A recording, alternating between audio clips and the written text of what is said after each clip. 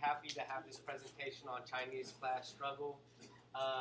If folks haven't been to La Peña before, I'm just going to give a really brief spiel on how La Peña started. It was started in 1974 as a response against the military dictatorship of Pinochet in Chile.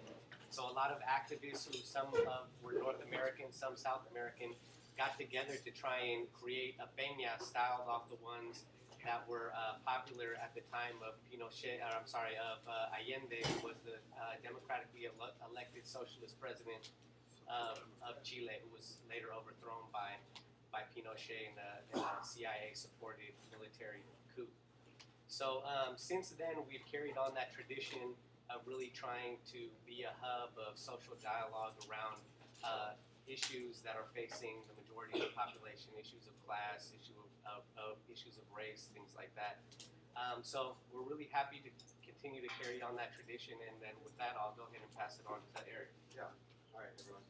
All right, we're really excited today for our event, Worker Resistance and Capitalist Development in China, with Eli. And just before I pass it over to Eli, I just want to say thank you to La Peña, thank you to Second Generation. I'm a member of Advance the Struggle. We're co-sponsoring this event with La Peña Second Generation. We're a revolutionary organization here in the Bay Area. And we've been throwing events like this, presentations like this for the last few months now. We have another event here coming up. We have some flyers if you haven't gotten some yet. It's called Between Spectacle and Resistance, Reflections on Struggling in Greece Today. So what we've been trying to do is bring voices across the globe to discuss revolutionary potentials, to reflect on the previous cycles of struggle, so that we can learn the lessons and hopefully can apply some of those to today, and it can help clarify our own understanding of our own moment. So please, we have a sign-up sheet with Javier. Javier, you want to raise your hand? If you'd like to get involved, or if you'd like to hear about any further events, please sign up. We're having these. This next event on Greece is on June 15th. And that's at 12:30 p.m. That's a Sunday. So again, June 15th at 12:30 p.m. on Sunday here at La Peña. So appreciate you guys for coming. Really excited to hear Eli speak. Eli is a professor at Cornell. He has his forthcoming book is titled Insurgency Trap, Labor Politics in Post-Socialist China. And we're really excited to have him here, and I'll give Eli the floor. Thank you. Thanks very much. First, thanks to La Peña and to Advance the Struggle, in particular, Javier and Eric for putting this together. It's really exciting for me to be here. I lived in the Bay Area for 7 years. I got my PhD at Berkeley, so it's always exciting to be back. And it was, the activist community here is really great. It's something maybe I didn't fully recognize until I left. Nonetheless, it's great to be back. So what I'm going to be talking about today is labor politics in China.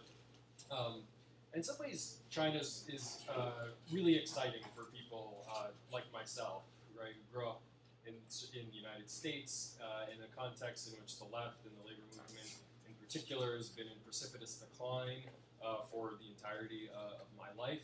And China offers, I think, some sort of glimmers of hope for people who are interested in labor politics.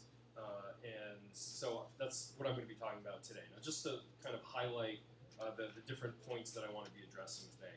I want to begin by doing an overview of some of the dynamics of capitalist development in China, how things have been evolving very rapidly, particularly over the past 5 years.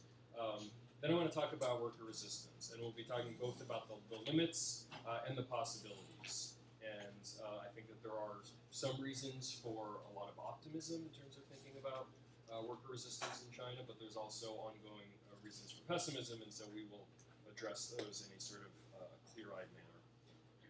There's tens of thousands of strikes which take place in China every year, and I can't certainly talk about all of them. I haven't been doing research in China for the past 6 months, which in sort of China time is a long time, but I am going to address one recent, very politically significant case, which is the Yuyuan strike, which some of you may have read about online. There's been a lot of stuff circulating in English. And I'll talk about some of the political significance of this strike. And then I'll just sort of conclude and think a little bit about how things might develop in the future. And I should say that the sort of the bottom line, the sort of the central thread that I want to be developing here is that in China, workers are increasingly militant, and workers are winning particular struggles. And that's the sort of the optimistic side. I would say that the more pessimistic side, in terms of thinking about the limits to worker politics in China today, is that the inability to articulate any sort of political vision or to operate at the class level continues to be an important constraint on. Is that better? Yeah. An important constraint on working class politics. Okay, so let's begin with something about the sort of the dynamics of capitalist accumulation in China. I'll be pretty brief here, but starting in the reform period, 1978 up till the present. So 1949 to 1978 is the state socialist period. Mao dies in 1976. 1978, Deng Xiaoping initiates market reforms. I'm not going to say anything about state socialism, even though it's interesting. The basic model that the state pursued, somewhat from 1978, but especially after 1992, which has been incredibly successful, has been predicated on low wages, export-oriented development, and the idea of attracting and retaining foreign investment. Other features of this model of development have been, of course, low consumption domestically, because they're dependent on foreign consumers, and more recently, particularly since 2008, has been incredibly high levels of investment from the state, debt-financed investment. Okay, so sort of export-oriented production and debt-financed investment in sort of fixed assets have been the key drivers of growth in China for a couple of decades now. Now, something which I've been talking about for a couple of years, and I think continues to be a major issue, and potentially sort of the central contradiction in this model of growth, is the spatial separation in China of production and reproduction. So what do I mean by that? Production, by and large, takes place in urban areas along the sort of coastal regions of China, places like Guangzhou, Shenzhen, Shanghai. But reproduction, so the sort of, education, healthcare, all these sorts of things, these costs are born in the countryside. And so most of the people who are working in the factories that are producing all the stuff that we produce are migrant workers, the rural to urban workers. The typical migration pattern over the past 25 years has been a circular pattern. People are born in the countryside, they grow up there, all of those costs of social reproduction are born in the countryside. When they're teenagers, they move to the city, and they work for a number of years, and when they get to be in their mid-20s, they go back to the countryside to get married and to start families. So that's been the typical model. And this model has worked really, really well for China in some senses for the past 25 years, because it's allowed cities to externalize those costs of social reproduction. So it allows labor to be very, very cheap, which is key to their development model. And the way that this separation of production and reproduction is enforced is through this institution known in China as the hukou. Now, some of you may be familiar with this. Hukou is translated as the household registration system, and it operates as a sort of internal passport, which means that when you leave your place of hukou registration and you go to a different place, you are no longer guaranteed access to certain kinds of social services, including public education, including any kind of subsidies for health, for housing subsidies. Pensions can be very hard to access outside of your place of registration. So what that means is when you move from a place, say from rural Sichuan, a place that is a large labor exporting province, to a city such as, say, Shanghai, it means that you're no longer guaranteed access to all these sorts of public services, right? Because Shanghai doesn't want to bear the cost of that social reproduction. So this worked really well for China for a long time, but it's breaking down for a number of reasons, which I'm not going to say a lot about. But primary factor is that people are now talking about the second generation of migrant workers, which is to say the first generation are people who are working in the 80s and 90s, and now their children who were born in the 80s and 90s are sort of the main sort of demographic base of the migrant labor workforce now. Increasingly, these people want to be able to stay in the cities that they have quite literally built. But staying is very difficult because they don't have access to HUPO, to household registration in the city. So, but they don't want to go back to the farm. Many of them don't even know how to farm. There's been ongoing land expropriation, so fewer and fewer of them have access to land.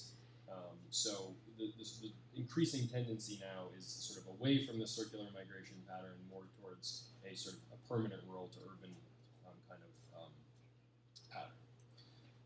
So this means that this old model, right, which is dependent on low-cost labor, has been is beginning to show signs of wearing down.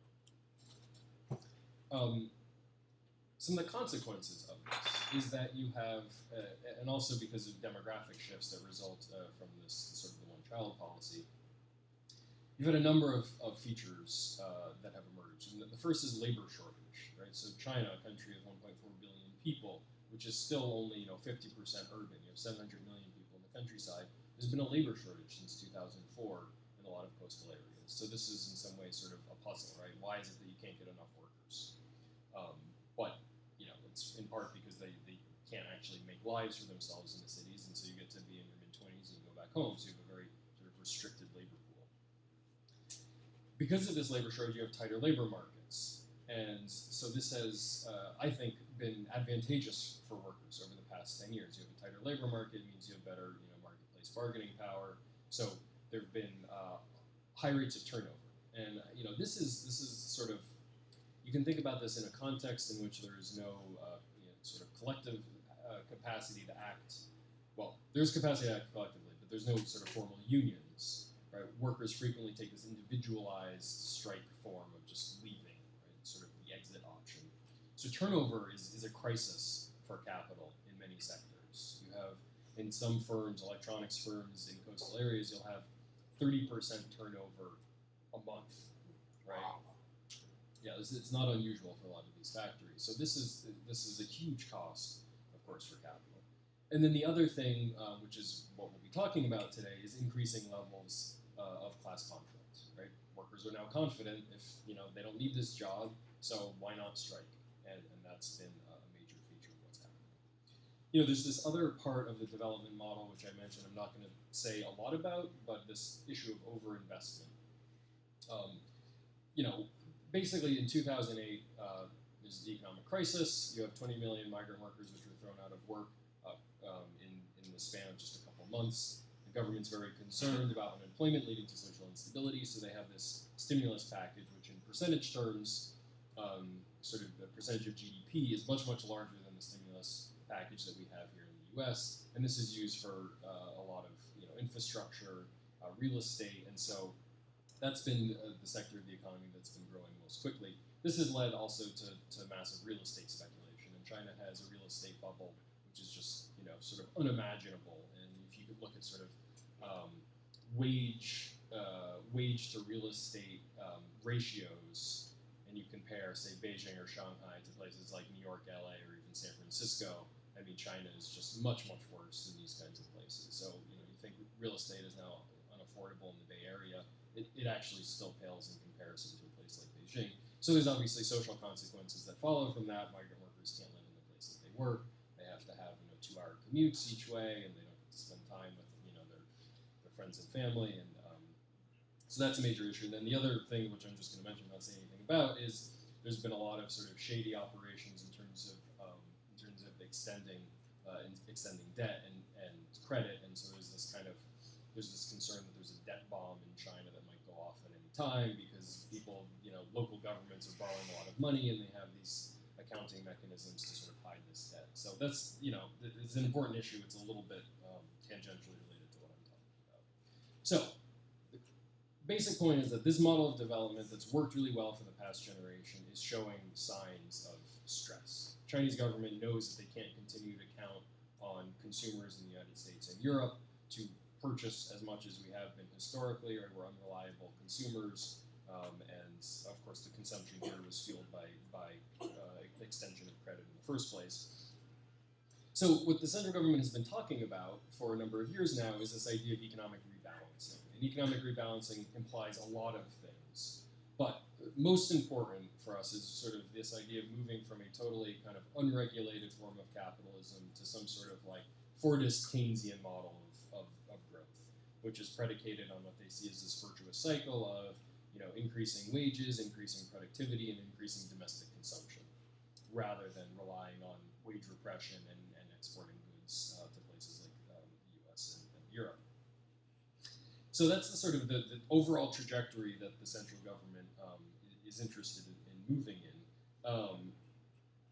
But this is not, sort of implementing this vision has been very difficult because the central government wants to do this while maintaining sort of complete political authority. They view this as a sort of a technocratic problem of getting policy just right. The problem is that there are strong divergences between the central government's interest in rebalancing the economy and local governments who are wedded to this model of development, which is, again, predicated on wage repression, on keeping the working class politically atomized, and all of these things that are necessary for attracting and retaining foreign investment. Also, in the process of development, you've had the emergence of new interest groups who are incredibly powerful, most notably exporters and real estate developers. And so if you want to sort of shift away from this old model, there's going to be a lot of resistance. Now, moving from a sort of unregulated form of capitalism to a Keynesian, Fordist, embedded, whatever you want to call it, form of capitalism is not, this has happened historically, right? It's in many instances. Typically, having some form of organized labor is important for the state and capital because organized labor can represent, the working class and engage in class compromise, and that's how you get your sort of your Keynesian solution. In China, on the other hand, the state is unwilling to grant sufficient enough autonomy to any kind of worker organization such that there is an organization in place that can actually make compromises on behalf of labor. There's only one official trade union, workers don't trust it, it cannot negotiate on behalf of labor. So in some senses, I think that the state has deprived itself of the organizational capacity to co-opt worker resistance. And continually when workers want to protest, they have to do so autonomously outside the union, and having sort of from the state's perspective, their concern is that if there is formal organization, that it will lead to social instability. And something that they talk a lot about in China is this idea of solidarity disease, and that means that they look at solidarity in Poland, right, during the 1980s, which played a decisive role in bringing down the Communist Party there, and so the Chinese Communist Party is very concerned that if there is some sort of formal labor organization, that this will spell the end of their rule. So they continue to any kind of formal labor organization meets with very sort of stiff repression. So that's the sort of the broad kind of political economy situation. What the central government wants to do, again, is this economic rebalancing. I see a political challenge in getting this vision of the central government realized in practice at the local level because of different interests among local governments. Now, let's talk in a little bit more detail about causes for optimism among worker resistance. Now, if you look at the trajectory of the development of worker unrest in China over the past 25 years, it has been a continual year-on-year increase in the number of strikes. Now, it gets a little bit speculative because the government released data on what they call mass incidents. A mass incident is any kind of social protest that involves 25 people or more. They released data on that until 2005.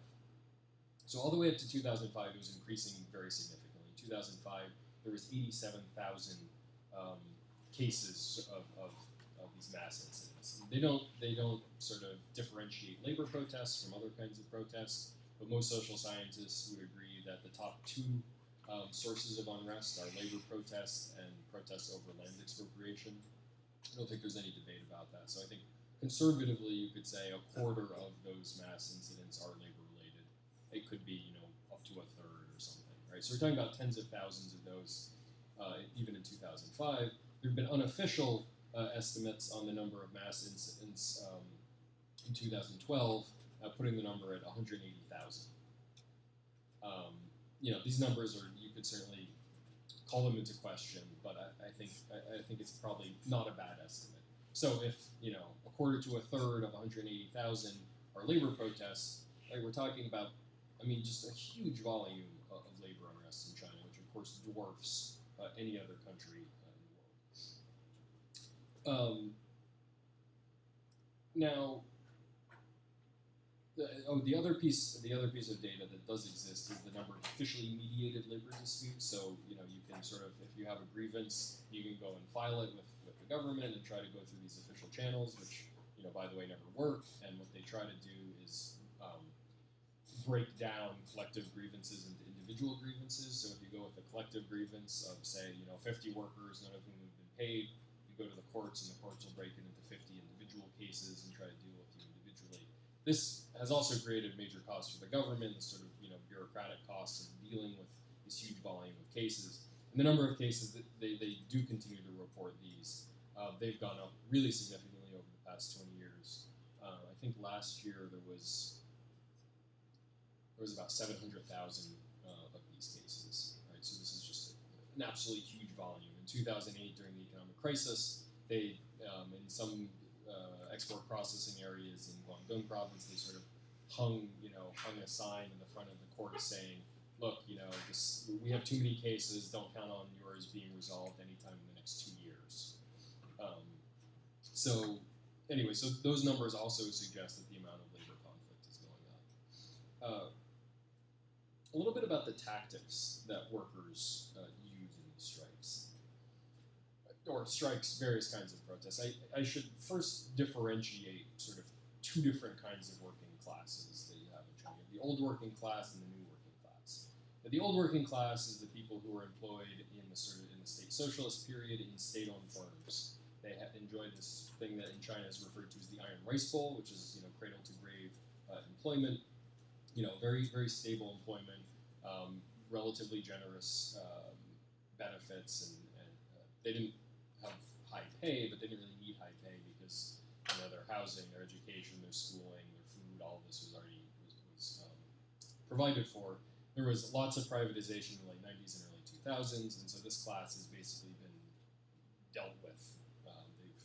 They in essence, don't exist, or increasingly, or a decreasingly political importance.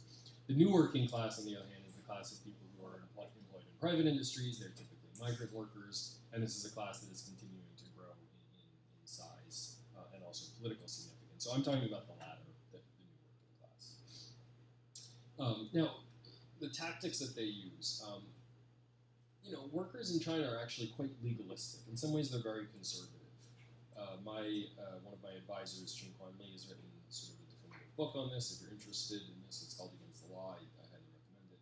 But one thing that she talks about, and is certainly true, is that workers are very legalistic in their thinking. So if they have grievances, typically they'll go and they'll talk to their boss, or they'll go and talk to the trade union, or then they'll go and talk to the government agencies and say, look, these laws are being violated.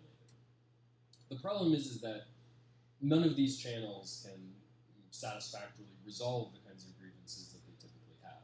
And so worker resistance tends to be generated once these formal channels fail, which they almost inevitably do. Once those formal channels fail, then they have a number of different options. There's a lot of sort of slowdowns which happen, obviously not quantifiable, but it's a frequent tactic. And then strikes. Strikes in China are all wildcat strikes. The official trade union, with very, very few exceptions, does not ever lead a strike. So they have to be organized sort of independently by workers. The safest option, if you want to engage in a strike, is to stay within the factory. You stay within the factory, and probably the riot police will not engage you. So this is the most common form. But if that fails, and you want to up the ante, then you want to attract the attention of the local government. So workers will frequently then leave the factory compound and march to the local government office and direct their grievance directly at the government. Say, government, this is on you now. You deal with these employers who've been violating the laws.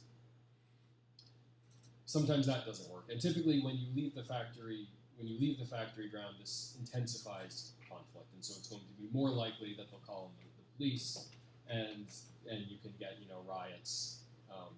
Workers a frequent tactic that they have is blocking roads, blocking railways.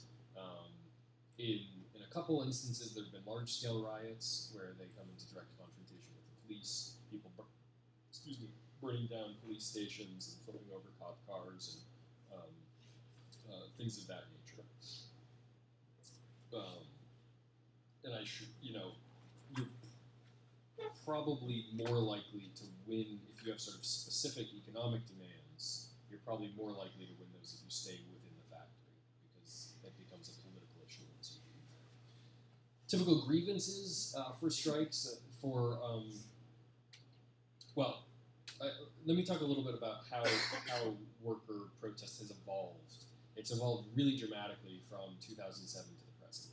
So prior to the economic crisis, and up through the end of 2008, 2009, when the crisis really intensified in China, the single biggest source of strikes was non-payment of wages. This is particularly true in the construction industry, but it's also true in a lot of these export processing factories. They're at the sort of the bottom of the supply chain.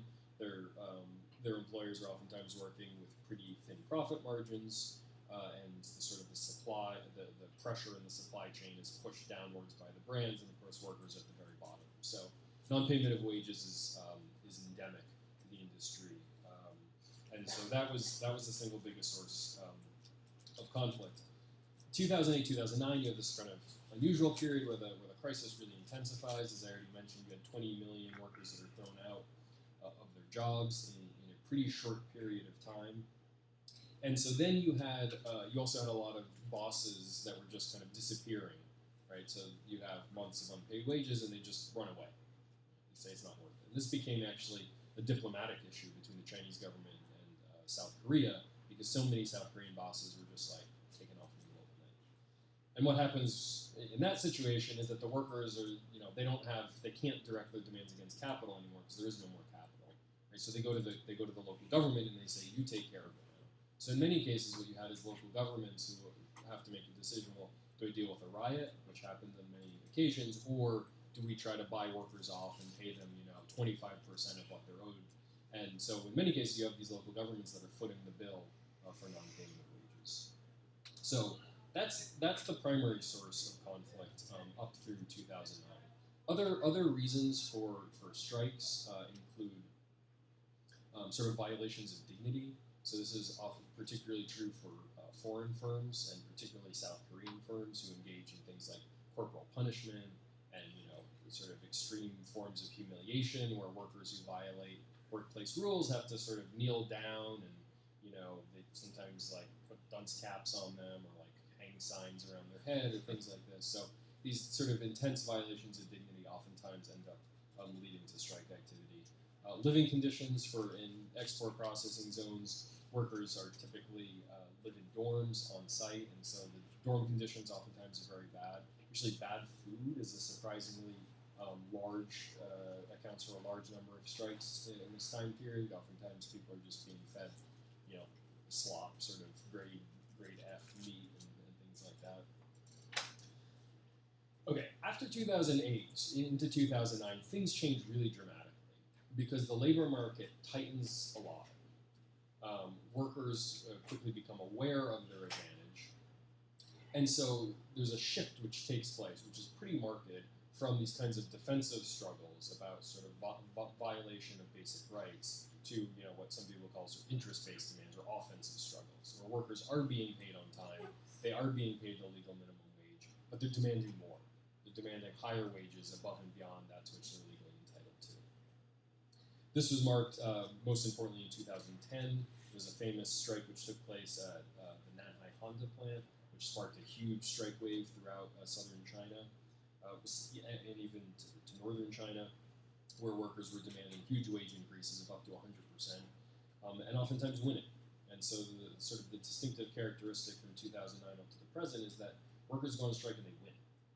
And if you have sort of a global perspective, this is really exceptional, right? In the United States, workers never go on strike. When they do go on strike, it's typically defensive over healthcare, health payments or something, and they still usually lose. In China, you go out and you get a 50% wage increase. It's not uncommon. So it is, that to me is the biggest source of cause for optimism. Now, more recently, and I think this is very interesting, it's something I'll talk more about when we get into this UUN strike, is that you have begun to see the demands moving beyond just wages, and are now touching on questions which you can think of as relating to social reproduction issues. So things like pensions, things like access to education for their children, are now you're beginning to see this as a source of demands. And I'm not saying that this is now the most important thing, or the sort of numerically most strikes are dealing with these kinds of issues. I don't think that's the case, but I think that the shift is politically significant. In part, it has to do with the maturation of the workforce. People are getting older and suddenly saying, hey, I don't have a pension, right? What's going to happen? Or hey, I have children. My children are legally excluded from public education in the city where I work. We should do something about that. So these kinds of things are emerging, and these are once again offensive in nature, but now moving from sort of strictly sphere of production to sphere of reproduction. And again, workers typically win, and this is not to say that they don't face all kinds of problems, which I'm going to get to in a second. But by and large, it's workers go on strike and they get big wage increases. So wages for workers have gone up quite significantly since 2009, depending on the industry that you're looking at. In some cases, wages have gone up, they've doubled over the past few years. Part of this has to do with, sort of an economist would just say, no, this is just labor market dynamics, but a lot of it is a direct result of the strike activity. So that's the sort of cause, that's our cause for optimism. What about pessimism? Well, the first thing is that, if we sort of look what's going on at the level of the central government, and in general, it looks like they're moving in a kind of pro-labor direction. And I don't mean the sort of radical direction by any means. I don't consider the Chinese state socialist. I hope this doesn't raise a lot of problems with this crowd, but happy to talk about it. But in general, a sort of Keynesian kind of a direction, which seems like it, at least materially, would offer some sort of possibilities for workers. There continues to be complete lawlessness. So the central government's been passing all these labor laws, which on paper seem like probably a good thing for workers. They don't get enforced at the local level because the local level, like I said, continues to be primarily interested in attracting and retaining investment. You still have this categorical exclusion of any kind of independent worker organization. So we've been talking about all of these strikes, and indeed, workers are allowed to organize in this sort of cellular fashion. The government is relatively tolerant of this. But as soon as you begin to talk about politics, being critical of the government in any sorts of way, this becomes very, very dangerous. Anytime you try to establish some kind of sustainable organization that extends from across multiple workplaces, that also becomes very, very dangerous, and you'll face really harsh repression.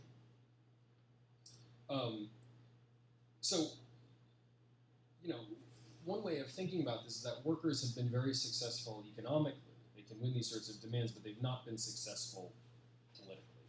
There have been major political consequences of this huge upsurge in worker resistance. And think about, China doesn't have a labor movement, right? You don't have sort of a mass class-based organization making demands on labor, making demands on capital and the state, and winning them. But from the perspective of the central government, if you're looking down at what's going on, right, there's tens of thousands of these incidents happening every year. And so this is a major source of concern for them. So the response to this has been passing all this labor legislation. Some people say, oh, look, it's having effects. I think that it's, I'm not terribly optimistic about this, because what's happening is, in essence, the state is responding unilaterally to this big upsurge in labor activity, and sort of working class doesn't have its own capacity to articulate a political vision. So, there's this ongoing political exclusion, which I think is a major problem. So, those are the causes of pessimism. Really, it comes down to a question of politics. I want to talk a little bit more specifically now about this recent Yuan case. And I should say that I haven't been in China.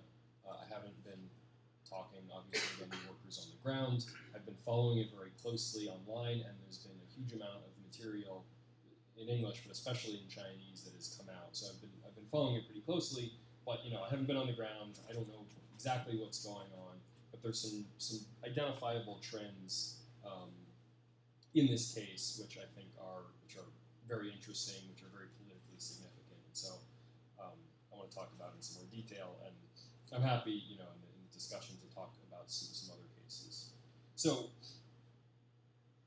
what's interesting in the Yuan case is that the primary demand, at least as it got articulated in public, was for social security payments. Now, so in China, there's this social insurance, which includes 5 different kinds of insurances: health insurance, pensions, maternity leave, workplace injury, and I can't remember what the 5th one is. The 5th one.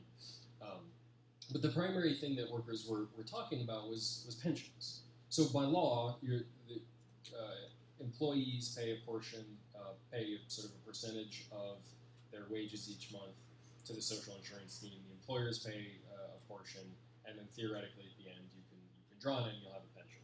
Well, it turns out that Yuan has not been paying this, and so you now have some workers who are in their later 40s or in their 50s are beginning to think about retirement and found out that the company's been violating these laws for decades.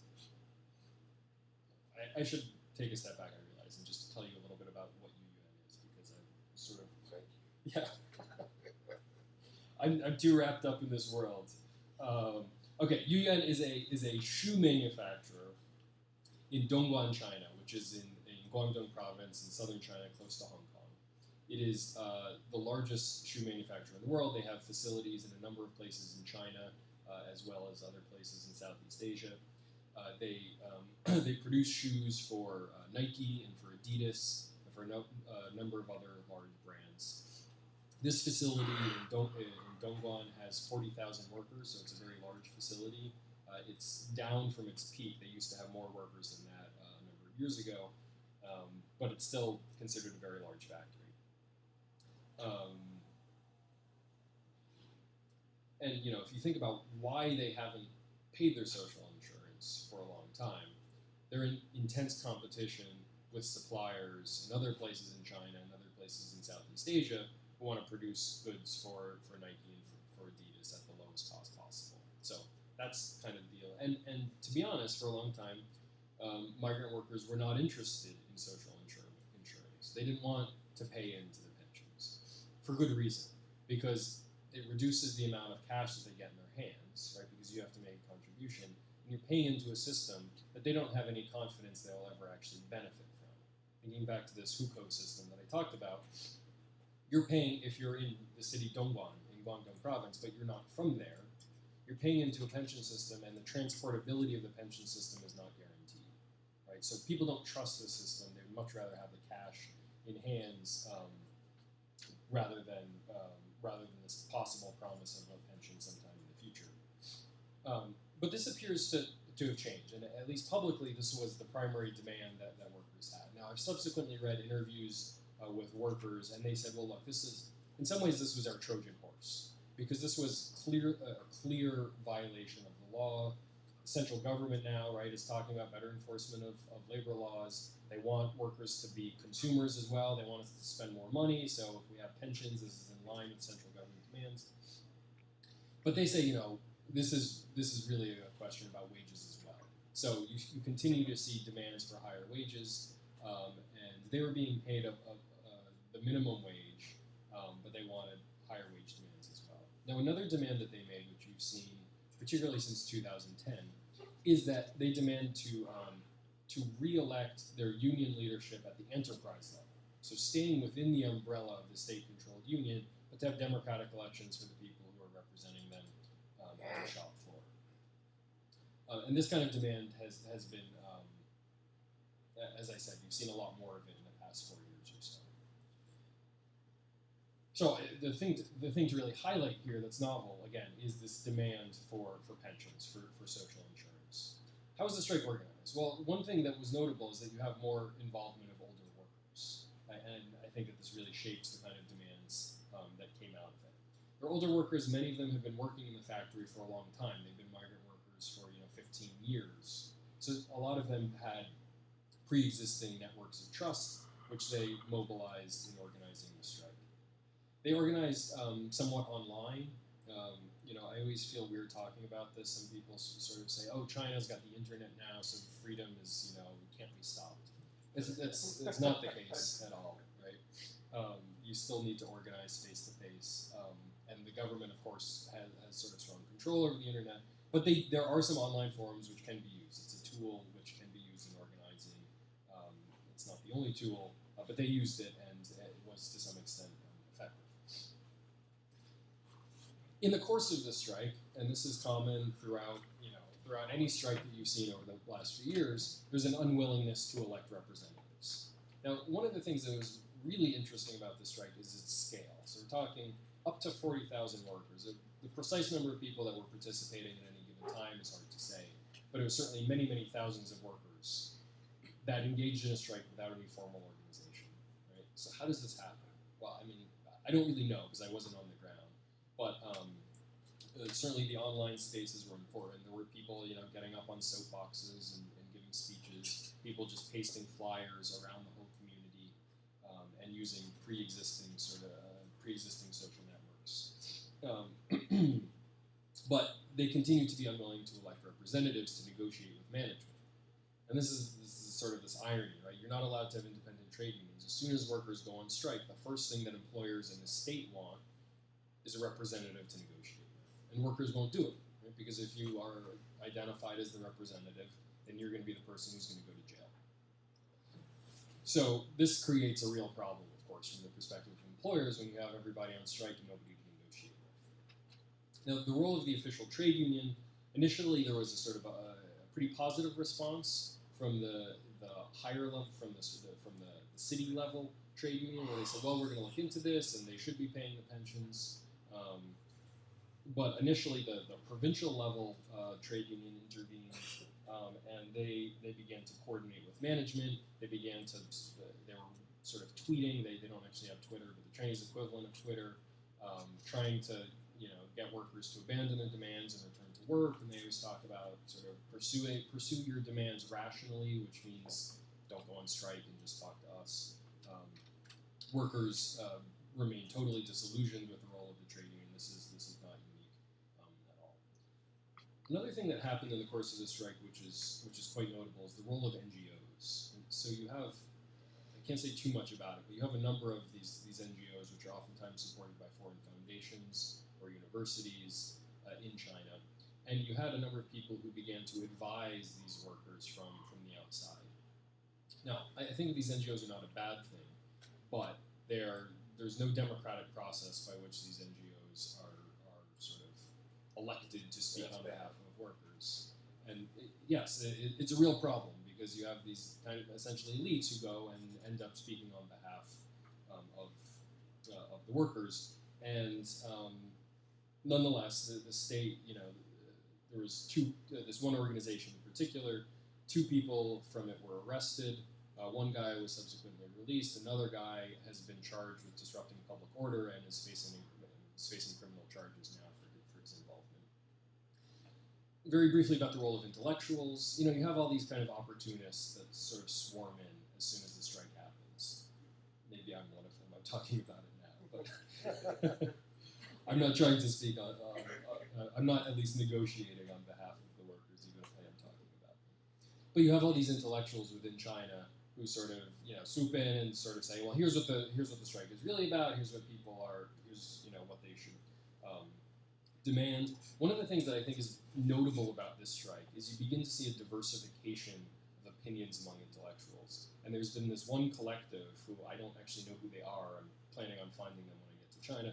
That has been developing a real, I think, good radical critique about what's been happening. You have another group of sort of labor relations scholars who sort of say, well, you just need to negotiate rationally and then you can solve all these problems. and their voices are, of course, larger. You have some outside NGOs in Hong Kong and the United States who've basically been saying the same thing. Let's just sit down and sort of rationally negotiate this. But I'm sort of heartened by the development of more radical voices.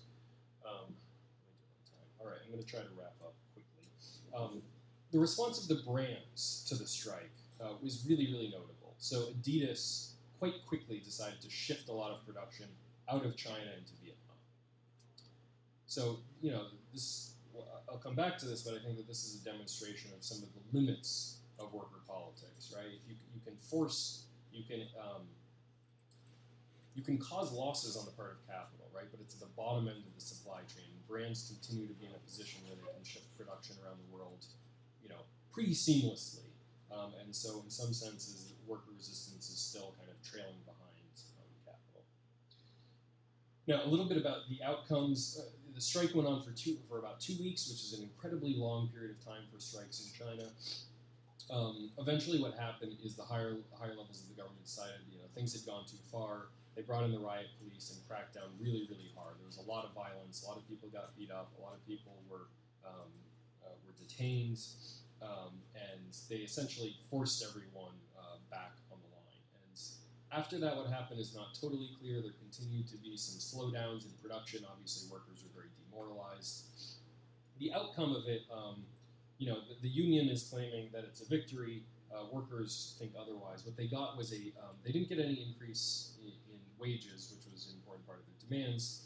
They got a 230 yuan increase in their basic living subsidy. So that's like equivalent of like $40 or so in their monthly living subsidy, which is not what they had, which is much less than they had asked for. They said that they're going to pay the social insurance. I think, you know, major questions about the implementation of that remain. And workers are now, at least in interviews done afterwards, continue to be very anxious about losing overtime. So they got paid the basic minimum wage, but in order to make a living wage, they have to do many, many hours of overtime. Oftentimes, you know, there's 40-hour work week, and they oftentimes do, you know, 30 hours of work overtime a week, and you need to do that in order to make basic wages. But they see that the brands are now beginning to shift production elsewhere in China and overseas, and so they're concerned that there's going to be fewer orders, they're going to have fewer overtime, and that their real wages are actually going to fall. So that's the outcome from the UN strike, which you know, again, just to highlight, I think there's some important things here which indicate a maturation of the kind of conflict that we see. Most importantly, touching on this issue of social insurance, I think the capacity to organize tens of thousands of workers without formal organization, this is something that you couldn't have imagined a couple of years ago in China. Obviously, there's important limits to it, right? Because oftentimes when capital offers some sort of concessions, then the sort of the solidarity and unanimity among people begins to fray, and those are the points when political organization become really decisive. And I think that this, you know, this capital using the spatial relocation to break the power of labor continues to be a real problem. I don't pretend to have the answer to this, but I think that what you have in China is this very fractured form of resistance, which has proven very capable at winning these particular struggles over wages, right? But in the long term, the question is this really a victory for labor or not if all you do is you force capital to relocate to a different place? And so while I think that there's cause for optimism, to return to my initial point, is really that workers in China are super militant. You even see this at the first strike, which took place in Singapore in 40 years, was a group of migrant workers, and Chinese migrant workers. They don't ever have strikes in Singapore. These bus drivers in China are sort of saying, you know, like, we know what to do. If we're having problems, we go on strike. And so this is, I think that this is definitely cause for optimism, but, you know, of course, the long-term goals of the working class have to be political in nature. Without any kind of organization that can articulate a specific kind of politics and that can make demands on labor and capital in some sort of sustainable way, I think that the workers will continue to be sort of a half step on capital. So I'll leave it at that, and let's talk.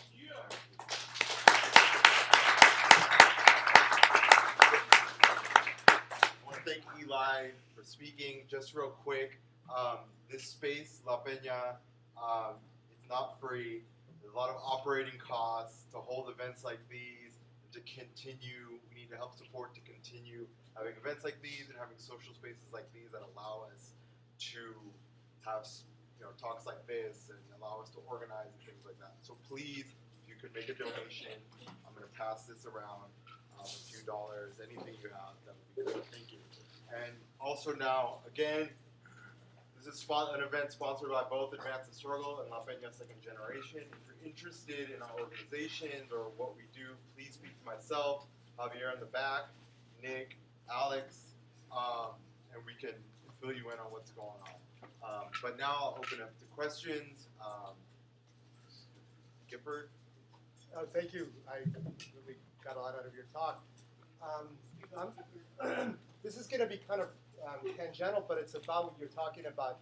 I read in the book that you contributed an essay to called Factory Towns of South China, that a lot of the real estate's really shifting in the Pearl River Delta. And I just saw in the Wall Street Journal last week that Li Ka-shing has been selling a lot of his property in Shanghai and Beijing and investing in places like Manhattan and San Francisco. And it seems like the people who had been making a lot of money leasing the land to the factories in Guangdong are pulling their money out and looking for other investments, and some of it being real estate in places like the U.S. Do you know anything about that?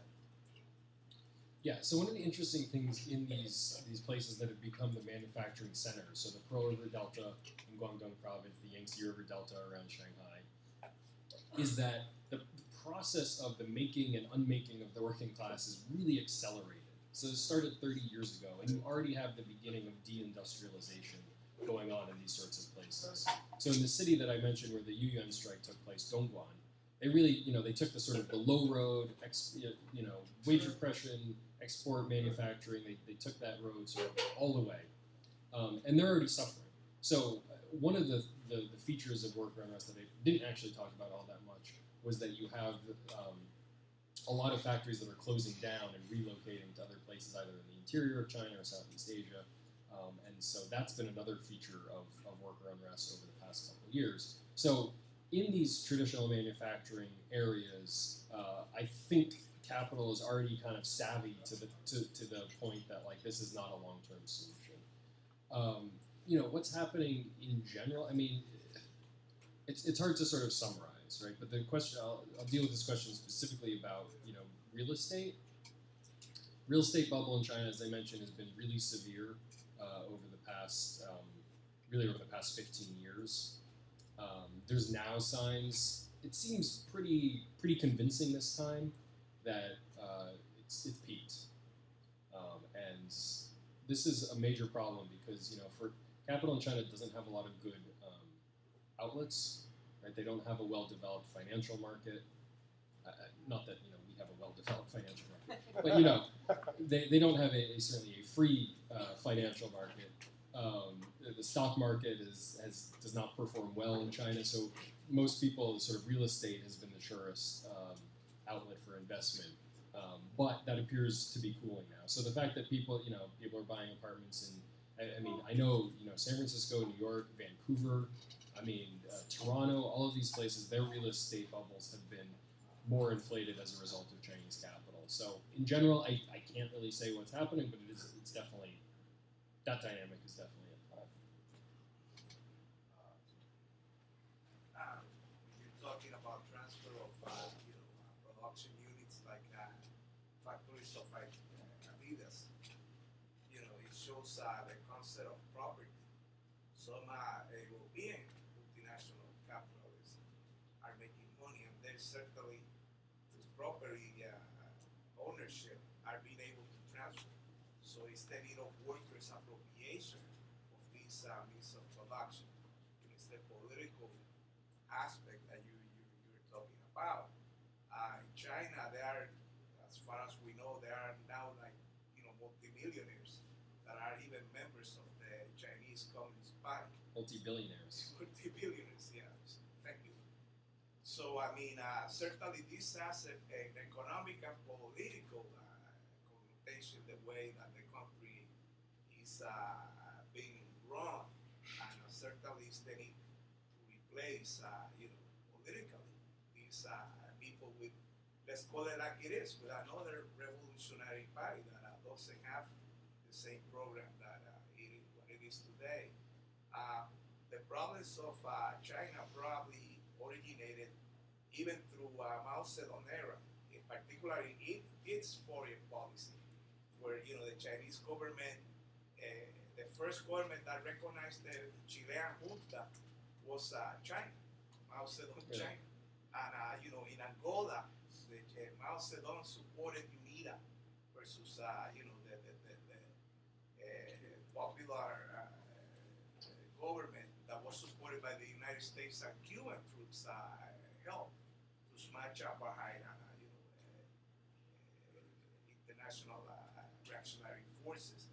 So I mean, they were like an agent themselves to deter the advancement of the revolutionary forces with this policy of socialism in one country, heard from Stalinism. And I can go on, but I would not, in Indonesia, that they went into the government and then the government smashed, the Communist Party over there. But to finish what I'm expressing, do you see a viable alternative, forming like some sort of workers' opposition to the, Chinese Stalinists? Do you think capitalism has been restored completely? Because that's a dour, revolutionaries I think outside of China. I don't know, and a lot of people we don't know. Thank you. Yeah, great question. Yeah, I mean, has capitalism been restored? I mean, there's another question which is a longer debate, but was China ever socialist? And then, of course, you get into the debate about what socialism was. And I'll just say very briefly, my take on the revolutionary history of China is that the party has been committed to two goals consistently from the founding in the 1920s up to the present, and that's increasing economic growth and ethno-national autonomy. I mean, ethno in the sense that it's for Han, doesn't include other ethnicities within the People's Republic. And I think that you can go back and look at general strikes from the 1920s, and they're bragging about how Chinese banks are doing so well and the foreign banks are not doing bad, right? Communists are saying this. So that's my very brief answer, and we can talk more about it afterwards if you're interested. So I think that today, whether you want to say capitalism is restored or capitalism persists in China, it is definitely capital. There's no question in my mind that the primary orienting economic, political, and social logic in China is the logic of capital. So your question is are there countervailing tendencies? The first answer is, if there's going to be countervailing tendencies, it's not going to come from within the state and from the party. Any kind of socialist or communist vision has to be articulated in opposition to the state. For me, there's absolutely no question about that. And I think that among intellectuals in China, there's now a conversation, and I've seen this particularly among younger students since the economic crisis. I mean, there's capital reading groups on like every campus in China, which is pretty dope. I mean, this was not true in 2007. So that's a sign of optimism. As far as workers themselves go, I think the Chinese government, in some sense, is making a major mistake. I think that workers are still very co-optable, right? You go to talk to them, and they say, "Yeah, we just want to follow the laws, and we support the party, and blah blah blah." But it's when they violate the laws that we want to have our grievances redressed. Potentially, that the longer the situation goes on, workers will become more radicalized. But the honest answer right now is when you go to talk to workers, they're not super politicized. And my hope is that will change in the future. You now have students going to work in factories and stuff like that, and this is what happened in South Korea and, of course, many other places. So I hope that it'll change, but at the moment, it's not. There's no sort of well-articulated left politics. And then I'll leave it at that. Thank you. Yeah. Zach. Yeah, I was wondering, what do you think it was about the 2010 Honda strike that catalyzed the wildcat rate? And do you see any sort of comparable potential after the U1 strike? Yeah. In both cases, somewhat depressingly, media coverage makes a big difference, which, I don't think that the media the working class should think of the media as an ally. Right. But in situations in which people are aware of what's going on. The thing is that you have generalized discontent. And when people see what's going on in another place and see that you can actually win, then these things just like, it kicks off everywhere really quickly. In the case of Honda, it was a little bit different because it was a Japanese company, so it's safer to report in the media. And there was also this kind of generalized thing within the, sort of the supply chain for auto, where wages were much, much too low in the supplier factories and the assembler factories. The wages were higher, so it was this kind of wage differential, which I think led to this major disruptions. Yuan the strike wave has not been nearly the same in scope as it was in 2010, but there have been reports of a number of strikes in other places, including a different Yuan factory in a different province in China. And because I think that particularly this demand around social insurance payments, which are, migrant workers never get social insurance. It's something like 12% of migrant workers get this stuff. So I think that is a demand that people haven't really considered, and there have been reports of a few strikes, sort of copycat strikes, where people are putting forth similar kinds of demands. So I think once you've crossed that line of making this new kind of demand imaginable or possible, it's going to spread, and presumably you'll see more of it in the future as well. Jack. Near the end, you talked about fractured forms of resistance. A little louder. Yeah, near the end, you talked about fractured forms of resistance and capital relocating, and how that was an obstacle to struggle in. I think there's a clear analogy in this country, of course, to what happened first with the runaway shock to the South in the 70s, then runaway out of the U.S., and the decimation of the private sector, the failure of the private sector unions to respond, but instead engage in the conscious class collaboration, obviously the team concept. But it seems to me that there are two courses which can, and I'd like to know what you will, may emerge. One of them is unifying the struggle of private sector and public sector workers, and the other is, of course, international solidarity, which has been very difficult without any form of real, just fake international trade unionism. And I think we have to also factor in what's happening with technology and automation. Back 25 years ago, Manuel Castells used to refer to powerless places and placeless power. And when you were talking about the fractured forms of resistance, it reminded me of that. But there is power if the working class can unite either across private and public sector or across international lines, or both. So I don't know what the prospects are for that.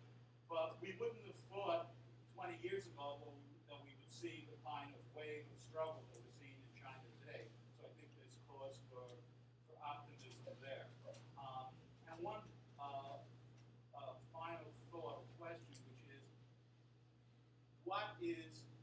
in order to really advance, China's going to have to close the gap between the rural areas and the urban areas, far more than they've done. I know that they have a conscious policy, but the deregulated capital certainly isn't going to do that. Is the idea of some form of Chinese Keynesianism, is that part of the plan to close that gap?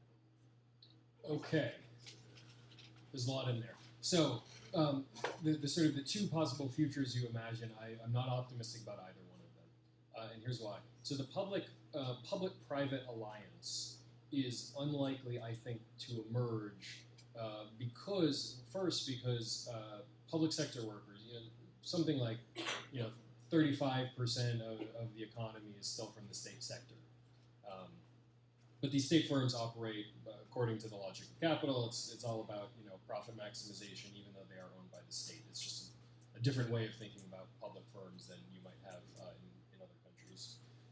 But the workers that are in the state firms, by and large, have better conditions. They follow the laws, by and large. Their wages are higher. They have better benefits. Most importantly, they typically are local residents. They're urban residents, which means that they have access to the state-subsidized reproduction, right? So education, healthcare, pensions, all this kind of stuff is going to be subsidized by the local government. So it's it's not quite a labor aristocracy. I'm not saying that this is like a sweet deal for them, but by and large, they're better off. Whereas in the private sector, you have the sort of the migrant workers are the bulk of the workforce. They're in a different social category.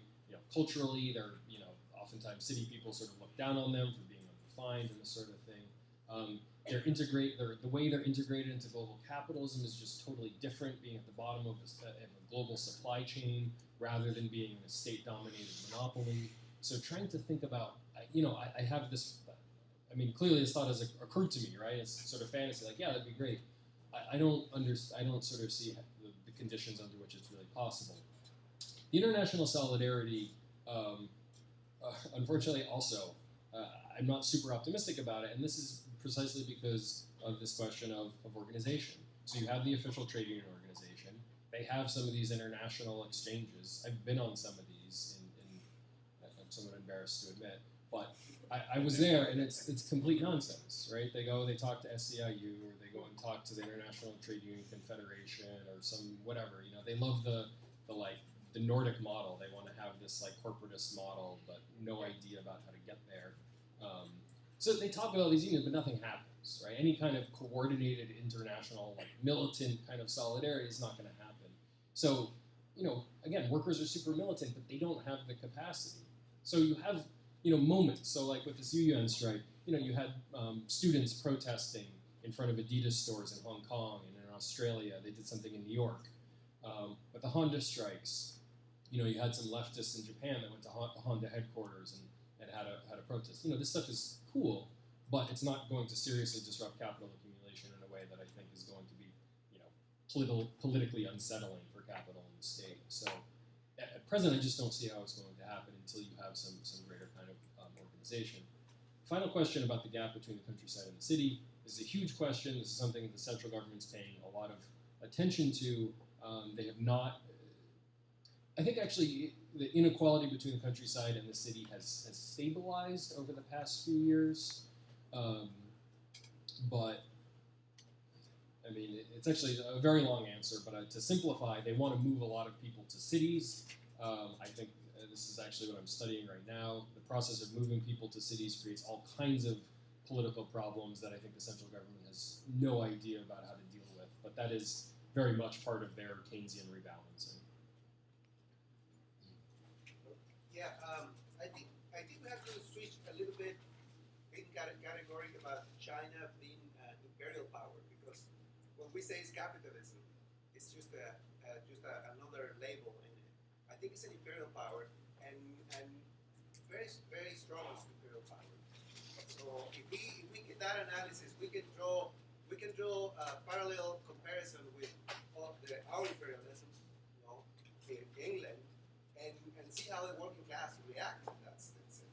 I think that is lacking on I think I like your analysis, your information, but when we focus on the economic demands only, we're seeing here the formation of a labor aristocracy. You kind of repeat when you say that labor aristocracy, but that's what happened in other formations of this in other historical periods of this kind. And so yeah, it's a huge working class, a huge concentration that we've never seen before, not even in the United States or England. No, it's something new. So it's a new kind of imperial power. The two questions I have that you didn't touch on environment. I think environment is a really hot topic for for the struggles in China, and it can unify. And the second one that you mentioned, Hugo, I heard that there's the immigration issue. Hugo, yeah. Hugo. The immigration issues, those two are the hottest topics. I think it can mobilize beyond the economic demands and pension demands and so on, because that affect the entire regions. And the formations of unions like Solidarity and things like that, that's how we can picture in China, because we're not gonna have the same development that we have here in the United States, but similar or so. But it's helpful to draw a parallel analysis on what happened here during those imperial formation of the United States and England. And so I want to hear you. Yeah, that's great.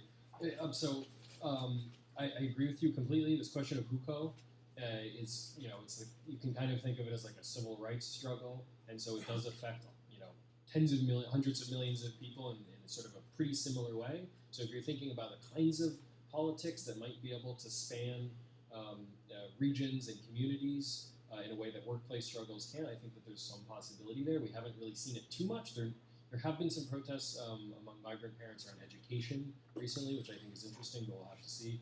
Environmental stuff, absolutely. There's this possibility of it being hijacked by sort of like middle-class people and this NIMBYism kind of stuff. But there have been some super militant struggles, which the workers have been very involved in, and it obviously it affects everybody in the community across workplaces simultaneously. So I think that there's some real possibilities there. But this question about China being an imperial power, I think it's a super important issue.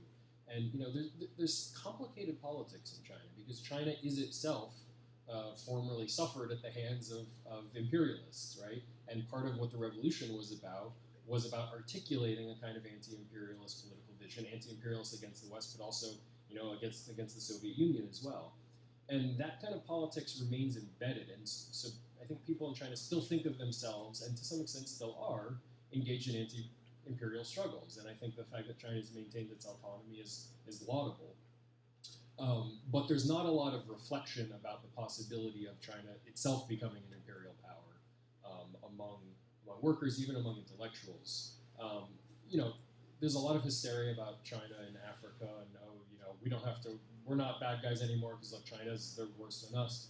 I think that's a lot of nonsense. But it is important to pay attention to those issues. And the final issue that I would say is that China's imperial project is not just about overseas. There's internal colonialism, which is still happening in Tibet and in Xinjiang.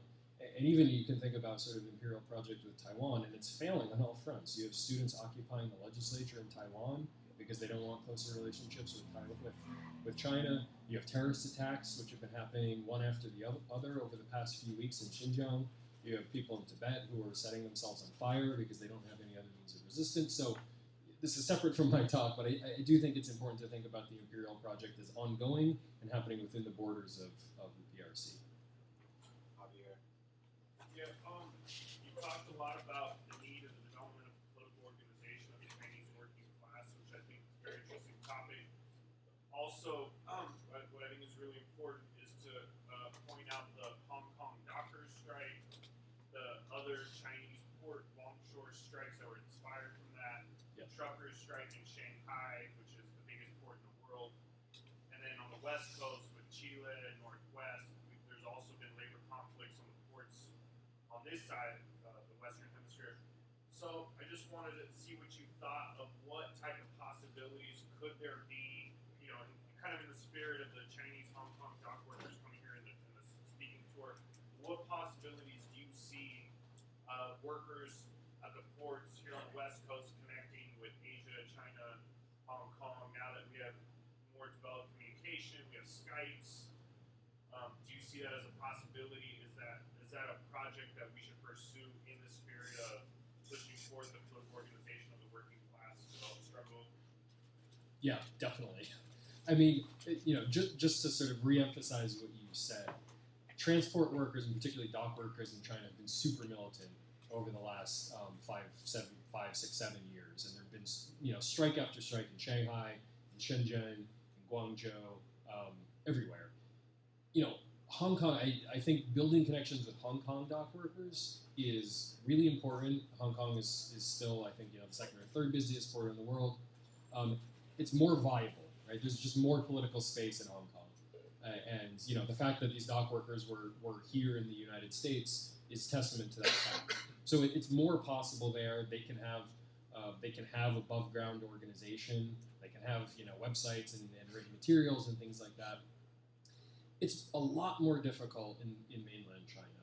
But I think if there's going to be, coming back to this question of international solidarity, I think if it's going to happen in any sector, that's the sector where it's going to happen. Because these workers are relatively skilled. There's lower turnover, right? So they're there for a longer period of time. So you have the capacity to establish some sort of sustainable ties. And they've got incredible structural power, right? There was the really, I don't know that much about what happened with the sort of as you mentioned, there was the strike in Hong Kong, and then just across the border in Shenzhen, there was another strike among dock workers. They went on strike. They've gone on strike a number of times over the past several years, so they are very militant. I don't know exactly what the relationship was, whether it was just they read the newspaper and they said, hey, we should go on strike too. I know that there were some people from universities who were trying to reach out to people in the Shenzhen strikes. So I think it is possible, but the problem is that it has to be developed surreptitiously. It has to be underground organization. And so, what's that? Clandestino status. Yeah, right, exactly. So, that's cool. It should be done. In some ways, it's more exciting, but it's just really, really hard to do, and it's really risky for those kinds of workers. Like, if one of the workers from Shenzhen were going to come on tour in the U.S., it'd be super risky. There's a good chance that their job would not be there when they got back. So, I think pushing as much as you can. There's a lot of these radical students now at universities. I think that's a promising sort of potential bridge, but there's major challenges. How do you, from my point of view, how do you characterize the Chinese Revolution? Just like in biological or social evolution, has bearing on what it is today. Try. How one characterizes the original revolution that brought Mao and his forces to power is crucial in determining what there is today. At the time of the revolution, capitalism, real capitalism, was a world system with very advanced technological and social structure. And so if you're saying socialism as a method of planning, okay, but if you're talking about a new social system that's supposed to transcend and be more efficient, more dynamic, certainly it was not. Neither was the Russian Revolution. So this is very important, and because how something evolves, it determines what it evolves into. Like police evolved from slave catching, so that has to do, in America, has to do with why they're racist today. So I say that at most it was a deformed worker state, and like this young gentleman mentioned, all the counter-revolutionary things that the leadership did very quickly under Mao. Many things were left out. He could have given you a list of Bandaraniki, crushing the JVP, what China's role in it, China supporting Sukarno, on and on and on. And Ayub Khan, very early, terrible relations with Ayub Khan. So to call this a socialist revolution, so here's what I want you to do. You're very learned, so one of the problems of learned people is they don't like to form a model because they think it's dogmatic. Well, that makes it difficult to critique, to verify, or falsify. I want you to, and also I disagree with your position on Chinese labor movement. There's a brilliant book by, I can't remember his name, a French, it's translated from the French, on the working class in China. There was a lot of revolutionary militant leadership. Yeah, Chestnut. So I read his book different than you read it. I don't think it was bragging about just nationalism or imperialism. So, therefore, what I need to know, is there a difference between this Communist Party that's embedded in this decaying, at least formally, whatever it was, I call it worker state, some want to call it what they want, and now introducing massive capital infusion, and let's say the South African Communist Party, which is embedded immediately in a capitalist state, a neoliberal capitalist state, for fancy words coming out about socialism and contested territory, but actually serving imperialism. So is there a difference? And what's your model so that we can critique it? Is there a difference between China and South Africa? No. Difference between a communist party that was embedded in the revolution, whether they were forced into the revolution, pushed by the masses, however it was they came to lead it. Stalin probably opposed it from the very beginning. There are even some scholars that say the punishment for Mao coming to power was the Korean War, allowing the North Koreans, so they knew America would counterattack, and soon they'd be on the border with China. I'm not saying that's correct, but there are those scholars that say this is why the Korean War, because they could have gone back for their little silly boycott and vetoed this action in the Security Council, making it very difficult for U.S. imperialism to launch this war, which eventually brought MacArthur and his forces shooting distance to Shanghai, to Manchuria, and endangering communist China. So that's why, and I don't want you to be dogmatic, I want you to give me a fluid model that's evolved in history and show me how the counter-revolution, rather than just the infusion of capital, has taken place. Because to call it capitalist, it's not enough to have capital penetration. There has to be some kind of counter-revolutionary phenomena, and if not, why? That's what I'm after. I'm not saying I'm right. I'm saying I don't get your model because I don't hear it as a model. I hear a very learned commentary this way, that way. That's it. Yeah. Well, I'm just going to confirm all your stereotypes about learned people, I guess. I don't have, I don't have a model. I don't like.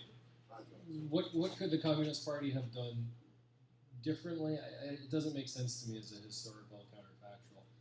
I'll just return to what I said earlier, which is that I think that the party from the beginning has had these two interrelated goals of increasing economic growth and ethno-national autonomy. I think that was the goal in the 1920s. It was like any nationalist group. I think it was a nationalist struggle. Yeah. Yeah, and I think that it's hard for me to imagine a definition of socialism, a meaningful definition that would be used to describe China either in the post-49 period and certainly today. And unfortunately, that's all I can say. Alex. Alex. Yes, thank you. You mentioned some things. I know we're kind of getting to the global perspective now, but just focusing in more on the micro situation. You mentioned some kind of statutory responses by the government, creating a labor code and things like that to deal with these labor issues. But you said a lot of them haven't been adopted by the local governments or municipal governments. I'm not sure exactly what you're referring to. Right. But what is the response of the government? Let's say if the workers aren't successful in either, with their demands, or they didn't build the critical mass to be able to win what they're asking for in this kind of negotiation through economic warfare. I'm asking what, here in the United States, if it's an economic strike, they can get permanently replaced, or they can be temporarily replaced. So one of the curious features of labor politics in China is that strikes are neither legal nor illegal. They were protected in the Constitution in 1982 as they were embarking on market reforms. Deng Xiaoping removed the right to strike from the Constitution. Right? So they're not legal, they're not illegal. There's been discussion about legalizing strikes under very particular circumstances, and they've had some draft legislation. Most people on the left, certainly myself included, actually oppose legalization of strikes right now because legalization of strikes would also imply the criminalization of any strikes that fall outside those bounds of legality. So, the situation now is incredibly fluid. The strikes are not dealt with according to any sort of legal precedent because there are no laws. So in effect, it's just raw politics. From the perspective of workers, if they can make enough of a disturbance to attract attention of, say, the provincial level government or certainly the national level government, that changes the dynamics a little bit, and there's somewhat greater constraints, I think, on local governments. Local governments, typically their first reaction is just to resort to violence, and so there's been a huge expansion of the security apparatus within China. Nationally, they now spend more money on internal domestic security than they spend on national defense. So there has been a huge increase of policing. So it's very ad hoc, which is probably not a very satisfying answer. But have you seen strategies by employers like lockouts or yeah. Trying to get staff? It sounds like it would be difficult just because of the really low unemployment rate in general in certain regions where there's a lot of manufacturing. Another curious thing about China is you see very, very little use of scab labor. I don't have a really good answer about why this is, but my take on it is that using scab labor would create more violence, right? Because workers typically are on strike and they stay within the factory compound, and so you have to get scab workers in there somehow. Obviously, it's going to create violence, And the local government would then see that as a provocative act, and they'd be more likely to side with the striking workers rather than with the employer who's taking this provocative act. So I think that's part of the explanation. I don't fully understand it, but you see very, very little scab labor and not many lockouts. Just one more little piece. So I'm not sure about what the situation is around owning private property in China. I'm sure it's not exactly the same as It's complicated. But that's kind of the defense of the employer here is that it's their private property. If they occupy land, they can have police come in and force people out. If it's not too much of a PR issue for them, which is what happened kind of at Republic Windows before. Right, yeah. Again, there's no, I mean, the property regime in China is very, very complicated. You can't, I'm not even going to get into it. But any appeals on the part of employers to remove workers that are occupying the plant would not be based on legality. It would not be based on sort of reference to property rights or anything. It doesn't mean it can't happen, right? And with this UUN strike, they had police in the factory there with batons, sort of making sure that the workers were at their stations. So, it's something you can do, but it's not with reference to property rights. I'm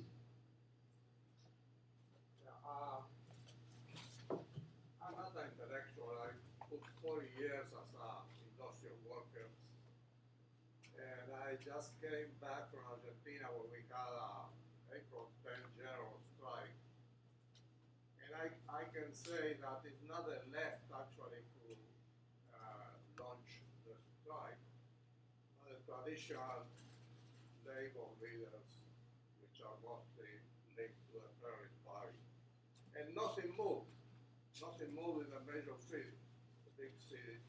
What happened in the petty bourgeois left has become so triumphalist that they see revolutions everywhere. North Africa, Middle East, Libya, Syria, they're all revolutions.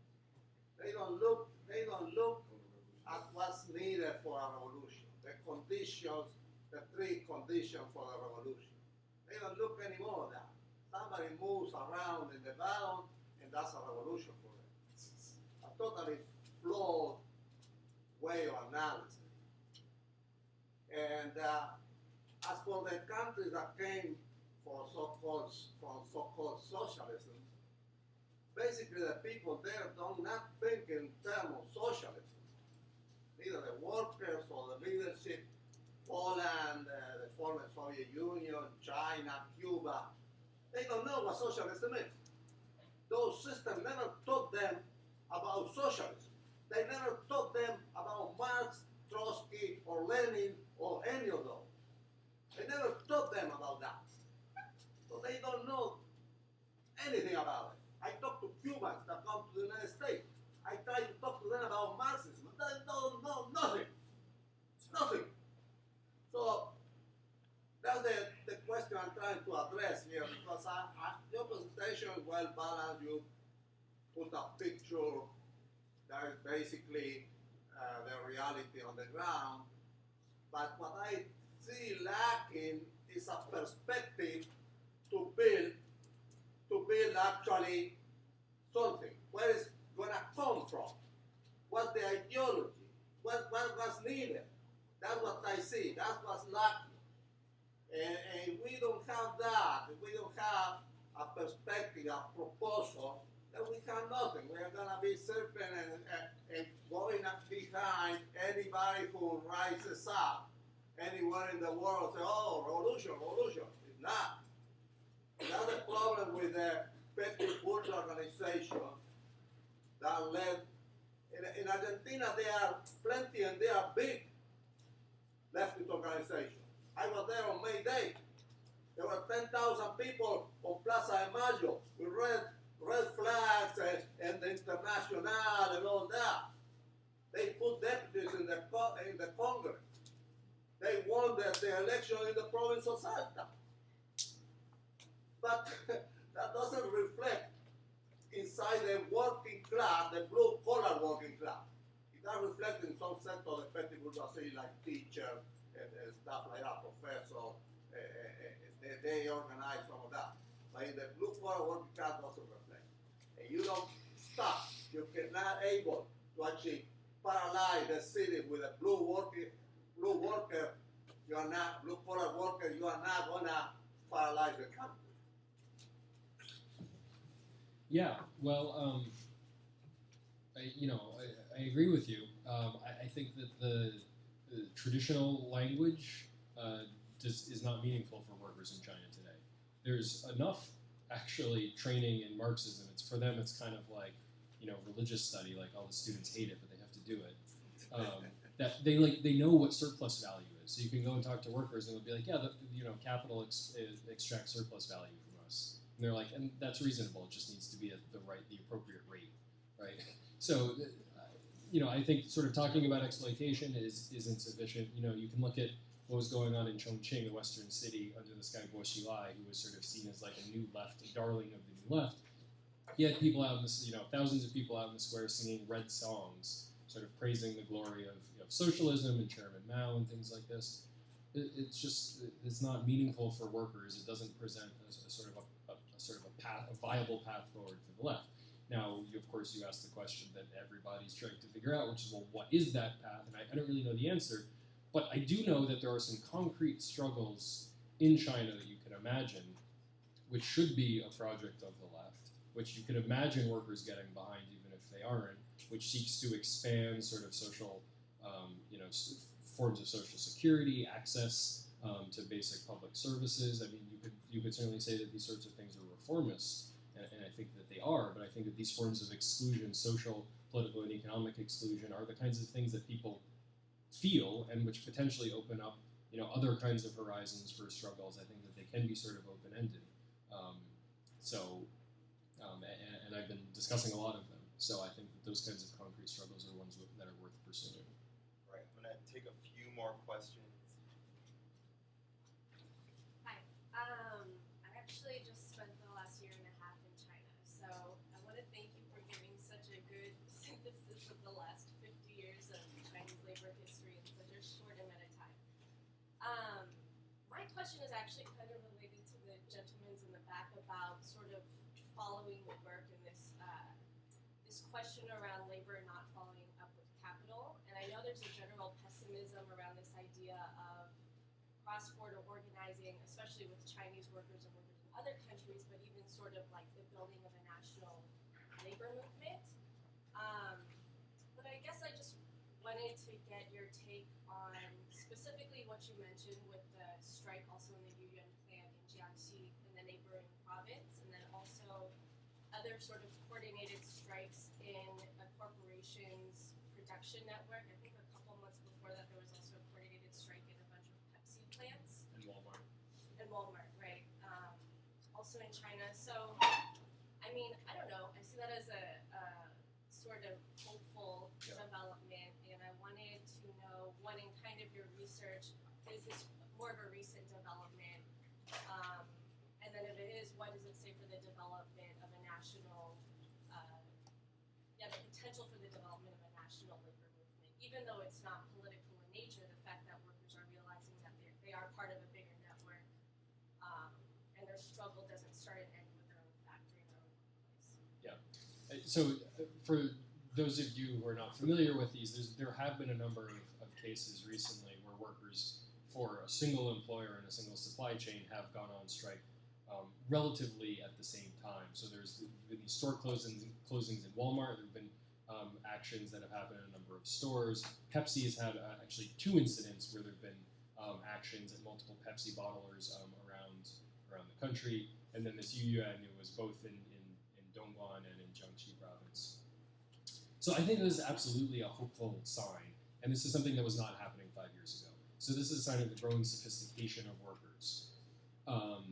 And possibly could develop into something more in the future, scale up to sort of a regional or national kind of a thing. I think it's possible. But it is important to note that these strikes are not coordinated. They're copycat strikes rather than coordinated, right? So the workers in one factory see the workers in a different factory going on strike and say, hey, we can go on strike as well. But I was just reading some interviews from workers at the Dongguan Yuyuan, and they were sort of saying, well, what's going on with Jiangxi? And they said, well, I don't even know what happened with their strike, right? So there's not communication and coordination between the two of them. So it is a first step, and it's definitely a positive step. I think probably if you're looking at how things will develop in the future, it will be around sort of companies. But it is still constrained for the time being. And again, if it were to be revealed to the government that there was coordination going on between multiple locations, it becomes very dangerous for workers, and workers are aware of that. Yeah. It seems to me that we have historical models where in short periods of time, the kind of copycat structure you're talking about generalized into workers' councils. So whether you're talking about 1905 in Russia, or again 1917, or you're even talking about Poland in '56, or Solidarność, or whatever. And it seems to me that, I want to say, I lived in China for years. The year preceding Tiananmen. It's very interesting to hear your description of what's changed. And if I heard you right, you said that 50% of the population is now urban. Yeah. That's amazing. So it is, because when I was there, it was still 90% rural. Right. Okay. The one thing I wanted to pick up from what Javier said, and Les said, and you said, is in South Africa right now, the Metal Workers Union has broken from the ANC, and the Metal Workers Union is calling for expropriation, at least of the basics. When their national treasurer was here, he described a similar problem in the loss of jobs after the Depression hit, and their response is expropriation. So it seems to me there is the possibility of a socialist answer to the jobs moving from China to Vietnam. And when Javier says, well, what about West Coast? You know the West Coast longshoremen are in terrible shape. At the same time, yeah, if parts of the South African working class start talking openly about socialism, and the dock workers there are active and have been on strike, and you get this phenomena in Shanghai and in Hong Kong. You got possibility. I don't want to be Pollyannish, that would be ridiculous, but it seems to me you've got possibility. Yeah, I mean, I agree. I think part of what I'm trying to say here is that there's a lot of cause for optimism, right? Workers are militant. In the course of strikes, we see that workers are considering these issues. It doesn't matter if you look at the UUN strike, if you look at the Honda strike from a number of years ago, workers talked about establishing their own worker committee, or even maybe calling it a union. The fact that they have not done that in any sort of sustainable way is an indication of incredible state capacity. I think Chinese state capacity is much higher than it is in many places, probably including South Africa. Another difference between China and South Africa is just, clearly, Marikana, whatever, the state can resort to coercion in South Africa, but there's still a lot more political space. There's a lot more political debate going on about visions of socialism that are not happening in China. And in China, the state is totally cynical about foreclosing possibilities of discussing socialism. And true story, I was at Sun Yat-sen University in Guangzhou. We were holding a Capital Reading Group, and the party organization told us we couldn't do it because it was too sensitive. Right, so you're not allowed to read Marx. So they're totally cynical about it. So the kinds of at the sort of intellectual level, the kind of debate that can happen in South Africa it's not. It happens behind closed doors in China. But if it's going to be mobilized as a political force, it can't be behind closed doors. It has to be public. I have one more question here. Yeah, I thank you for your honesty. I appreciate that. That's always refreshing. But I do sense And this is this. I tell you, this is bad. This is confusion. You can tell by the type of questions. Is China an imperial power? Well, to me, when we talk about imperialism, we're talking about the highest phase of capitalism. And how does it manifest itself? It's very clear. Through the export of finance capital. Now, part of what unfortunately wasn't discussed, see, people talk about China, well, you know, it's a capitalist country, that's no argument, no proof. They just assert and then talk as if that's the reality. Not a good method. At least we should prove that out. And we need to be at least clear about that. And that is, so is China capitalist? Well, how would we know? We need to talk about that. How would you know if a given society is a capitalist society or post-capitalist society or feudalist society? How would you actually know? What are the tools that we have to utilize in order to figure that out? We need to talk about it, not assume when somebody talks about Soviet imperialism. Let me tell you something. Soviet Union may be capitalist today, but somebody made an interesting point today. They said, look, people say, oh, the Soviet Union is, Russia's imperialist. Oh yeah, oh, is it really? Does the Soviet Union have that much of a concentration of finance capital that they actually can be an imperialist? I think, sorry, that Russia is too poor to be imperialist, to tell you the truth. I think I don't think that has anything to do with reality. So we need to discuss these matters, at least ask the right questions so that we can move on. One of the answers is given to us. You just have to pick it up. There's a book by Marx called The Gotha Program. And in that program, in his critique of the Gotha Program, he's trying to explain to his German associates, what the dictatorship of the proletariat actually is, what socialism is, because I would argue that socialism has never existed anywhere on the planet yet. But the answer doesn't, that Russia's state capitalist in 1930 is not the response to that. See, in fact, what Marx explained, and just really briefly, is that when the capitalist state is smashed and the workers form a workers' state, that's not socialism. They're building towards socialism so that you can get to the point where you can have from each according to his ability, to each according to his need.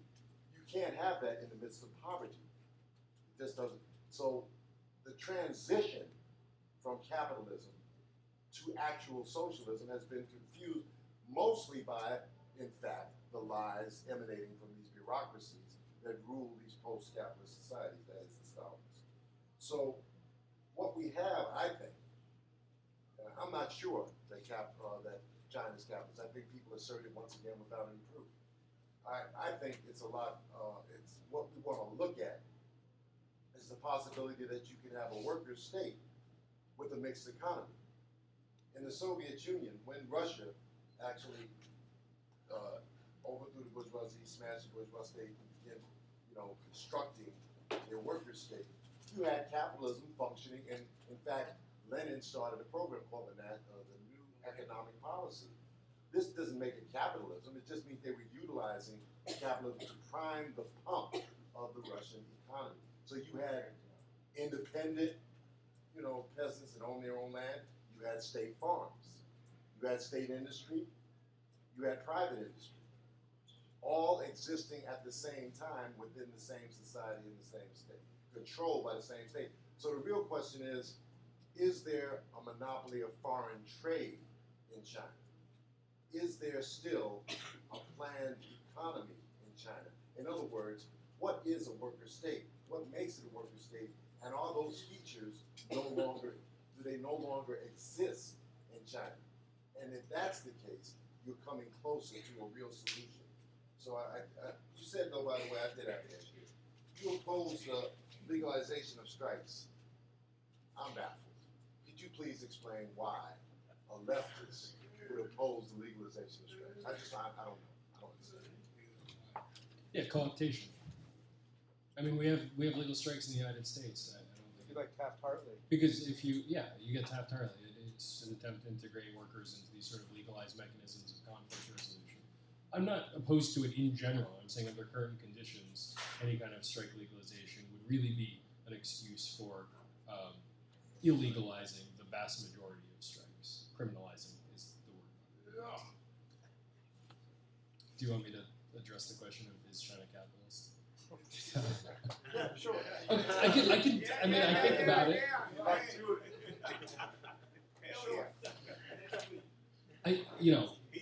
It obviously, this might be a very long debate, but it obviously depends how you define capitalism.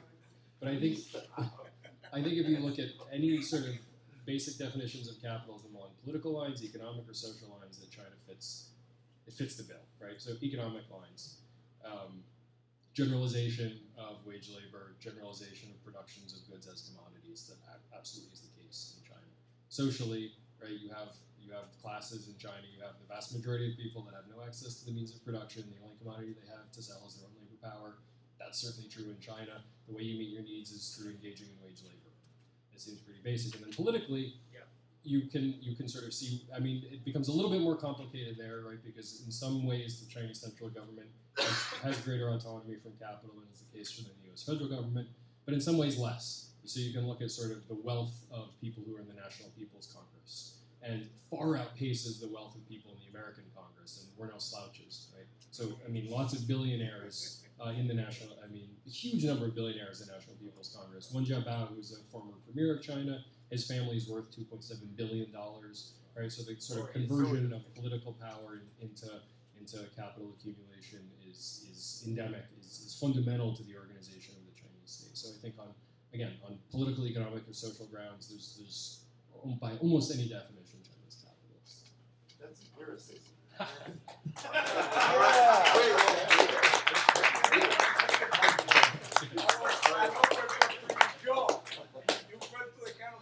All right. I want to thank Eli. Do you have any last remarks? No, thank you guys very much. It's been a lot of fun. All right, thank you guys.